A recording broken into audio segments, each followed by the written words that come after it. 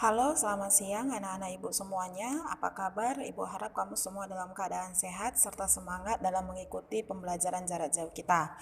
Baiklah anak-anak ibu semuanya, hari ini kita kembali belajar matematika, yaitu mengenai topik trigonometri. Yang pertama akan ibu bahas itu adalah mengenai rumus sudut berelasi. Ya, rumus sudut berelasi. Nanti kalau rumus sudut berelasi itu yang perlu kamu ingat itu adalah mengenai yang namanya kuadran ya. Kemarin sudah dijelaskan kalau yang namanya di kuadran itu yang perlu kamu ingat itu adalah sebelum masuk ke rumus sudut berelasi, pertama yang kamu ingat itu adalah kuadran. Jadi di kuadran itu ada 4. Ini kuadran 1, kuadran 2, kuadran ketiga, dan kuadran keempat. Ini 0, 90, 180, 270, kembali lagi 360. Di kuadran ke-1 siapa yang positif? Semua. All. Di kuadran kedua sinus yang positif. Di kuadran ketiga tangen yang positif, di kuadran keempat kosinus yang positif. Jadi cara mengingatnya adalah asal saja tahu caranya. Ini carcep untuk mengingatnya, cara cepat. Asal saja tahu caranya. Ya, A itu all. Semua, berarti semua positif. Sinus, kosinus, tangen bernilai positif. Ya, lalu yang kedua, nanti ada yang namanya sin. Sin itu saja berarti sinus yang positif. T itu tangen yang positif, caranya berarti C kosinus yang positif. Ya, ini cara mengingatnya. Asal saja tahu caranya. Ini harus kamu ingat, Nak. Ingat di kuadran ke-1 semua positif, di kuadran kedua sinus positif, di kuadran ketiga tangen yang positif, di kuadran keempat kosinus yang positif. Hubungannya ke apa? Ini hubungannya adalah untuk sudut berelasi. Untuk sudut berelasi nanti cara cepatnya ingat aja gini, Nak. Ya, untuk sudut berelasi nanti yang perlu kamu ingat seperti ini. Sudut berelasi, kamu perlu ingat ya, sudut berelasi nanti gini aja. Kalau ada yang namanya 90 sinus, kosinus, tangen 90, 270 mau ditambah atau dikurang alfa, nanti yang namanya sinus berubah menjadi cos, yang cos berubah menjadi sin, yang tangen berubah menjadi kotangen. Alfa. Ya.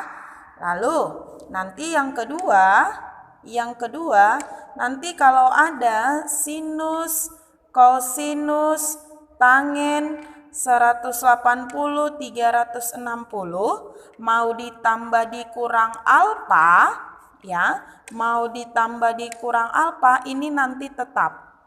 Yang namanya sinus tetap sinus, yang namanya cos tetap cos, yang tangen tetap kotangen alfa.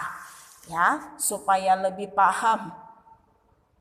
Perhatikan contoh yang akan Ibu berikan, ya. Tapi yang perlu kamu ingat, Nak, itu adalah di kuadrannya. Jadi contoh, Ibu kasih soal. Soalnya katanya gini. Tentukan nilai kosinus 120, ya. Tentukan nilai kosinus 120. Contoh nomor 1. Tentukan nilai kosinus 120. Nah, kita mau tentukan nilai 120. Nilai kosinus 120 ini, Nak, harus kamu ubah ke dalam bentuk yang ini. Kamu ubah ke dalam bentuk yang ini. Mau kemana kamu buat? Cos K atau sin? Ya, cos yang ke 90, 270, 180 atau 360. Jadi kalau sin kosinus 120 ini boleh jawab. Kosinus 120 itu ini boleh Ibu buatkan. Kosinus 120 itu sama dengan kosinus 90 ditambah dengan 30. Kosinus 90 ditambah 30 itu adalah kosinus 120. Intinya harus kamu buat ini ke sudut-sudut istimewa. Ya, ini kosinus 90-nya kamu arahkan ke sini, ke sudut berelasi. Sin cos tangen atau sin cos tangen yang 180 dengan 360.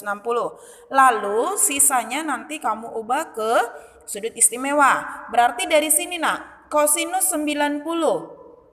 Ya, kosinus 90 untuk yang namanya kosinus 90 itu berarti lihat, kosinus 120 itu ya.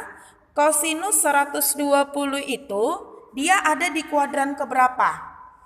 Ya, kosinus 120 itu ada di kuadran yang namanya di kuadran kedua, ya. Di kuadran kedua. Di kuadran kedua itu nilai yang namanya cos itu bernilai apa? Nilai negatif, ya. Berarti perhatikan, Ibu ulangi. Kosinus 120 sama dengan kosinus 90 ditambah 30. Lihat, cos 90 dari sudut berelasi. Cos 90 itu berubah menjadi sin alfa. Berarti ini berubah menjadi sinus 30. Alfanya ini ini sebagai alfa. Ya, berapa sinus 30? Ya, kamu harus sudah ingat sudut-sudut istimewa. Sinus 30 itu adalah setengah. Nah, sinus 30 adalah setengah. Lalu yang perlu kamu ingat, kosinus 120 itu di kuadran keberapa? Di kuadran kedua. Di kuadran kedua, nilai yang namanya sinus itu bernilai positif. Ya, bernilai positif, sinus 30. Oke, itu untuk soal nomor 1. Soal yang nomor 2, Ibu kasih lagi untuk soal yang nomor 2. Perhatikan soal nomor 2 supaya kamu semakin paham.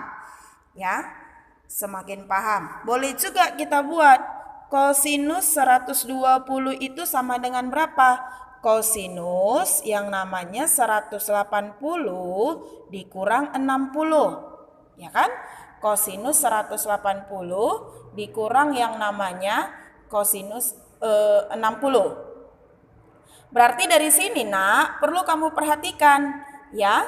Kalau yang namanya kosinus dari kosinus 180, berarti kalau kosinus 180 tetap ya, cos tetap berubah menjadi cos. Cos min 60, ya kan?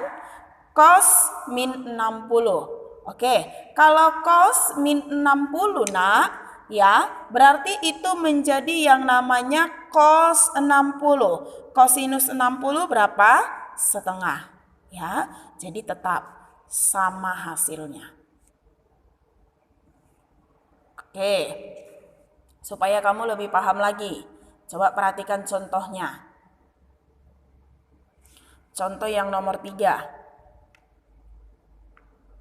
Ya, ini kemarin sudah dijelaskan, tapi supaya kamu lebih paham lagi. Perhatikan contohnya. Kosinus 210 berapa? Tentukan nilai kosinus 210. Jawab. Ya, kosinus 210 itu 210 itu boleh kita ubah ke sinus. Ya, boleh kita ubah ke cos, bukan ke sinus, ke cos. Cos yang ini. Berarti ini adalah cos 210 itu sama dengan kosinus 180 ditambah 30. Lihat kosinus 180 itu berubah atau tetap? Tetap menjadi cos 30. Ya, cos 30. Cos 30 itu berapa? Setengah akar 3. Tapi perhatikan anak-anak ibu semuanya. Perhatikan, kosinus 210 itu di kuadran keberapa? Ini di kuadran yang namanya kuadran ketiga. Di kuadran ketiga itu nilai cos itu bernilai negatif, maka ini menjadi negatif. Gitu ya. Oke. Ibu ulangi. Kosinus 210 adalah kosinus 180 ditambah 30. Lihat kosinus 210 itu di kuadran ketiga. Di kuadran